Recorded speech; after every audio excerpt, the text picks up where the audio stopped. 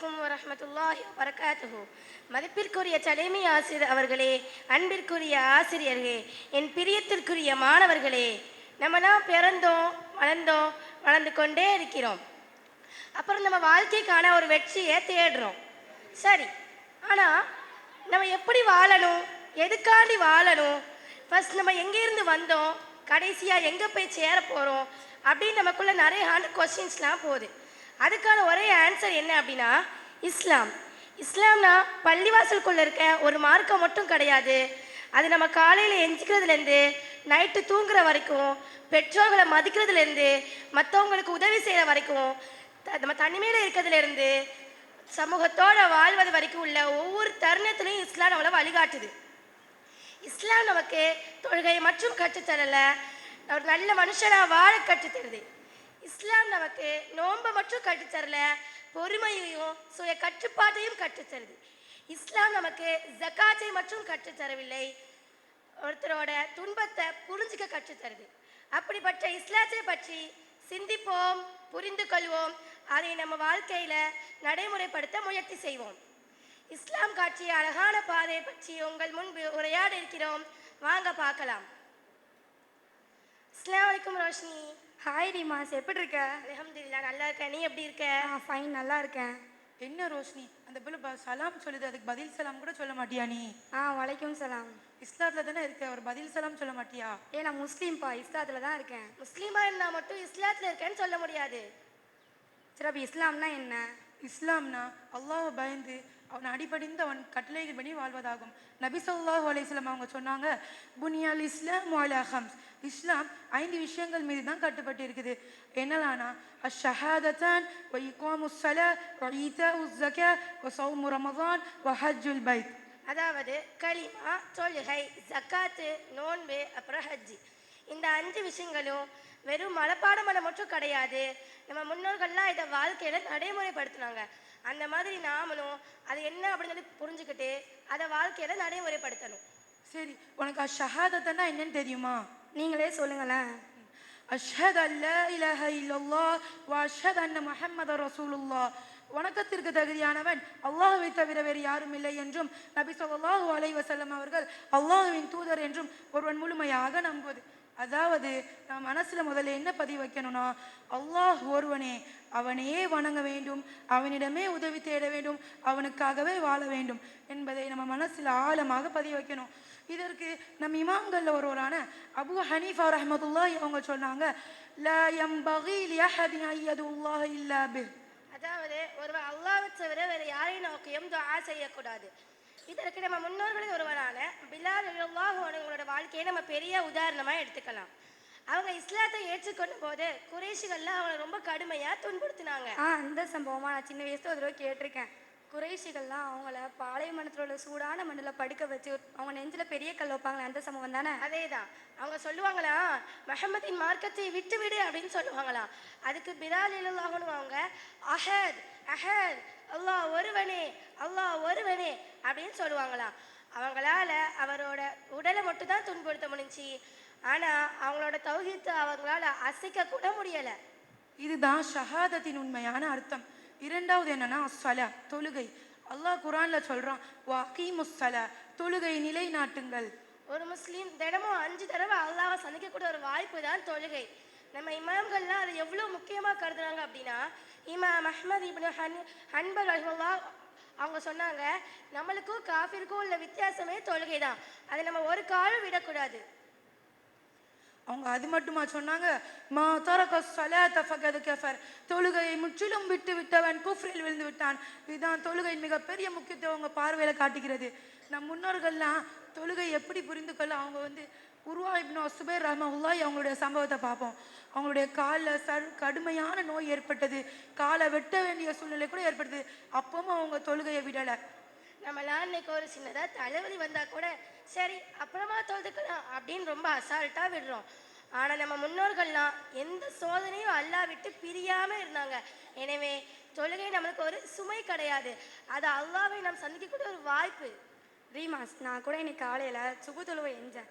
லைட்டாக தலைவலிக்கு நான் அப்படியே தூங்கிட்டேன். இன்ஷா அல்லாஹ் இனிமேல் கரெக்டாக எல்லா தொழுகையும் தொழுதுருவேன். இன்ஷா அல்லாஹ்.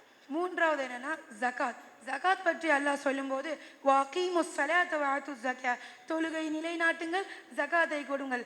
ஜகாத் என்பது அல்லாஹ் நம்மளுக்கு விதித்த செல்வத்தில் தகுதியானவர்கள் கொடுக்கறதாகும். இமாம் மாலிக் ரஹ்மத்துல்லாஹி அவங்க ஜகாத் பற்றி பல சட்டங்களை அல் முஅத்தாவில் அறிவிச்சுக்கிறாங்க. அவங்க சொன்னாங்க,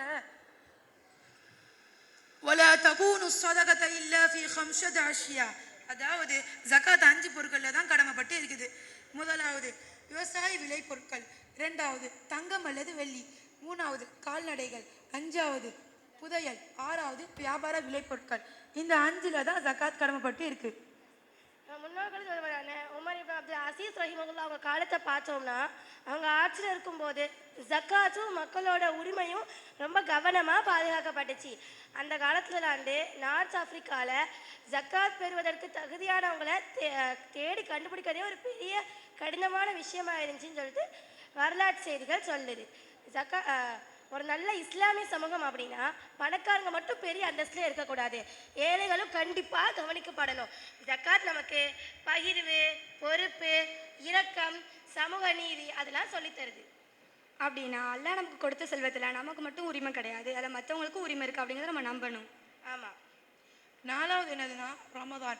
அல்லாஹ் ரமலான் பற்றி சொல்லும்போது குத்திப அலைக்குமுஸ் ஸியாமு லஅல்லக்கும் தத்தகூன், நீங்கள் இறையச்சம் உள்ளவர்களாக ஆவதற்கு நோன்பு உங்கள் மீது கடமையாக்கப்பட்டது. அப்போ நான் நோன்போட முக்கியத்துவம் தக்வா.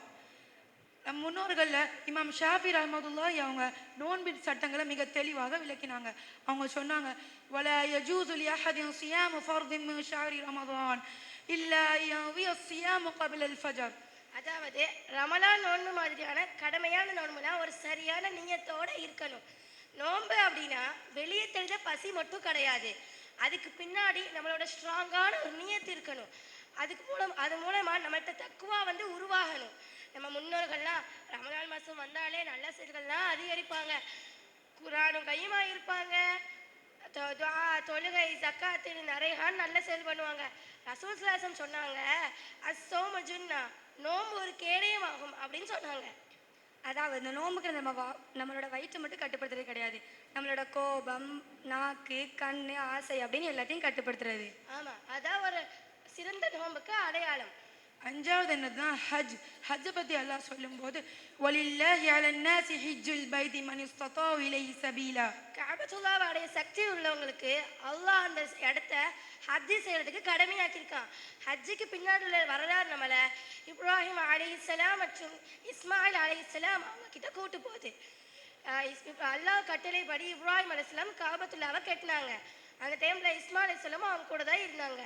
அப்போ அவங்க ஓதிய துஆ என்ன அப்படின்னா, ரப்பனா தகப்பல் மின்னா இன்னக அன்தஸ் ஸமீஉல் அலீம், எங்கள் இறைவா எங்களிடமிருந்து இதை ஏற்றுக்கொள்வாயாக, நிச்சயமாக நீ அனைத்தும் கேட்பவனும் அறிந்தவனும் ஆவாய். பின்னர் இப்ராஹிம் அலைஹிஸ்ஸலாம் மக்களை ஹஜ்ஜுக்கு அழைச்சாங்க. இப்போதான் உலகத்தில் உள்ள எல்லா பகுதியில் இருந்துமே முஸ்லீம்கள் மக்காவுக்கு வராங்க. ஒருத்தர் பணக்காரங்களாக இருக்காரு, இன்னொருத்தர் ஏழையாக இருக்காரு, ஒருத்தர் அரசராக இருக்காரு, இன்னொருத்தர் சாதாரண தொழிலாளியாக இருக்காங்க. ஆனால் இஹ்ராமில் எல்லாருமே ஒரே மாதிரி தான் இருக்காங்க. அந்த மாதிரி தான் அல்லாஹ்க்கு முன்னாடியுமே பணம், பதவி, புகழ், நிறம், நாடு அதெல்லாம் பெரிய மேட்சே இல்லை. அல்லாஹ்க்கு முன்னாடி நம்மளாம் அல்லாஹ்வோட அடிமைகள், அவ்வளோதான். சரி சொல்லு, இவ்வளோ நான் சொன்னனே, உனக்கு இஸ்லாத்தை பற்றி ஒரு அவேர்னஸ் கிடச்சிச்சா? உனக்கு என்ன புரிஞ்சிச்சு? நல்லா புரிஞ்சிச்சு ரீமாஸ். இஸ்லாம்ங்கிறது நம்மளோட மார்க்கம், அல்லாஹ்வை தான் வணங்கணும், முகமது நம்மளோட நபி, தொழுகை கரெக்டாக தொழுகணும், நோன்பு கரெக்டாக வைக்கணும். இன்ஷா அல்லாஹ் இனிமேல் நான் கரெக்டாக தொழுது கரெக்டாக நோன்பு வைப்பேன். நம்ம இப்போ இஸ்லாத்தை பற்றி பேசணும், அதோட அழகையும் வழிகாட்டுதலையும் நல்லா புரிஞ்சுக்கொண்டோம். இப்போது நம்மளை நாமே ஒரு கேள்வி கேட்டுப்போம், இஸ்லாமோட வாழ்க்கையில் உண்மையாக தான் இருக்குதா? தொழுகையை பற்றி தெரிஞ்சிருக்கோம், கரெக்டாக தொழுகிறோமா? நல்ல விஷயத்தை பற்றி பேசுகிறோம், நல்லதை பண்ணுறோமா? அல்லாஹ் பாவத்தை மன்னிப்பா அப்படிங்கிறத நம்புகிறோம், ஆனால் பாவத்தை விட்டுவிட முயற்சி செய்கிறோமா?